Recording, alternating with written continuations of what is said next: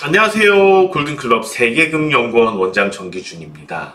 국내 주식 시장 반등에 성공을 하고 있습니다. 그런데 보니까 나스닥보다 강한 것 같지는 않고요. 막 반등한다고 그래서 시장이 체감할 만큼 그렇게 아주 강력한 상승이다, 아니면 모두가 좀 더 수익을 잘 낼 수 있는 그러한 강세장이다, 그렇게 보기엔 좀 힘들었던 것 같아요. 자, 코스피 지수 흐름 같이 보실 텐데요. 코스피 지수 흐름 이렇게 보시는 것처럼 거의 사나흘 동안 이렇게 강세 흐름을 저점을 찍고선 보여주었습니다. 그런데 이렇게 보게 되면은 실제 코스피 지수가 지난달 그리고 이달 초까지 많이 올랐던 것에 비교한다면 좀 다소 실망스러운 반등? 그리고 향후 시장의 분위기를 좀 가늠해 볼 때, 이러다가 다시 꼬꾸러져 내려오는 거 아니야? 이런 우려들도 가질 수 있게 돼요. 국내 주식시장이 좀 약했던 이유는 제가 볼 때는 환율에서 볼 수 있을 것 같습니다.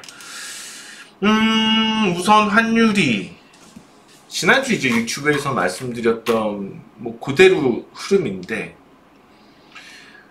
그대로 이제 그 위치에서 환율이 떨어지면서 시장은 반등은 했습니다. 이거 지난주에 제가 차트 흐름 그려드렸던 거 그대로거든요. 여기선 내려올 것이다. 그대로 그 수준에서 내려왔어요. 이번 주에요. 문제는 이제 환율 전망에 대해서 크게 기대할 게 없다는 겁니다. 그동안 치밀한 외국인들은 이렇게 높은 환율 수준에서는 환율이 떨어질 거라는 기대를 했어요. 왜냐하면 그동안 지나치게 좀 시장에서 환율을 무리해서 원달러 환율, 달러 가치가 올랐던 게 있거든요. 그러니까 외국인들 치밀하게 계산을 했을 때 추가적으로 오르기보다는 심리 요인으로 환율이 올라있기 때문에 결과적으로 떨어질 가능성이 높다고 판단을 했던 거죠.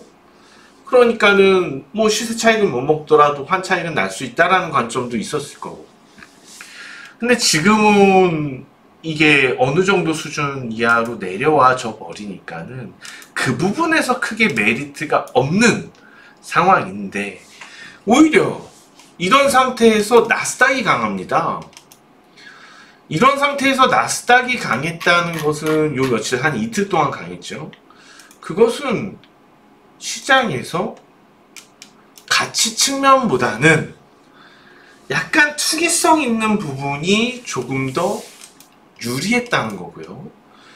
그렇다면은 삼성전자가 있는 코스피보다는 오히려 코스닥이 매력이 있었다는 겁니다. 그래서 이번 주에 코스닥이 좀 더 강했다. 코스피는 조금 주춤했고. 그렇지만은 또 금융시장에서는 둘 다 좀 실망스러운 흐름이었죠. 예상한 것보다는 좀 실망스러웠습니다.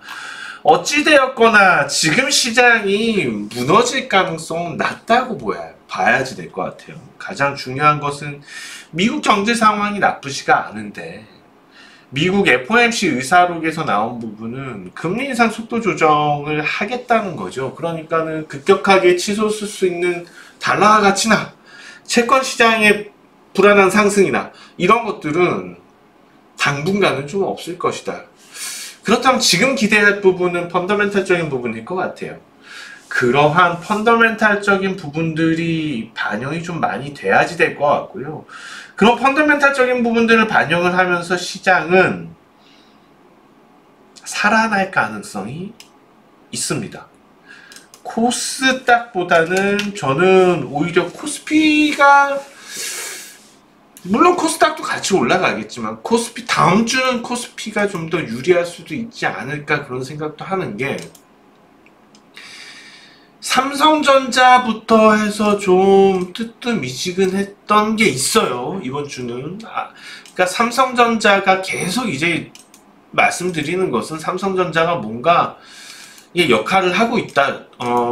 방어 역할을 해주고 있다는 거죠. 시장을.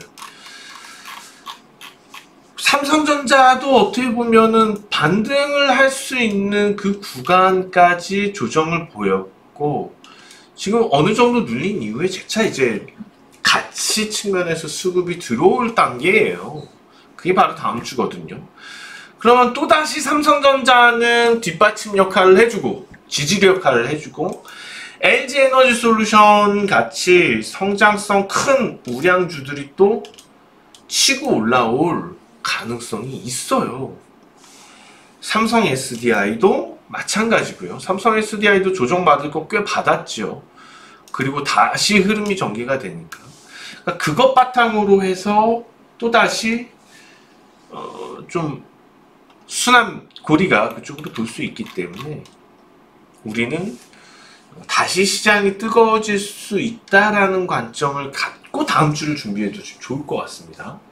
그리고 자, 추천주로 바로 넘어올 텐데 포스코홀딩스입니다. 제가 오늘 추천드리는 이유는 그냥 단기적으로 짧게만 보자 이건 아니에요. 포스코홀딩스에 대해서 좀 길게 봐줄 필요가 있다.